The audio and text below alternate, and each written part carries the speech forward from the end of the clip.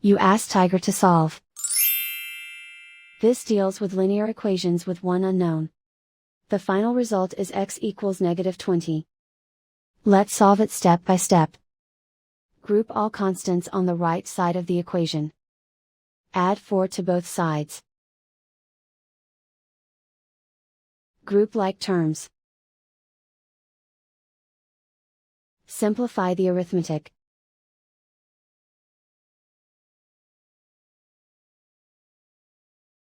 Convert the x into a positive number. Multiply both sides by -1.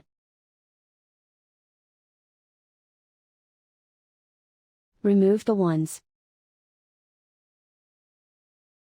Simplify the arithmetic. And so the final result is x equals -20.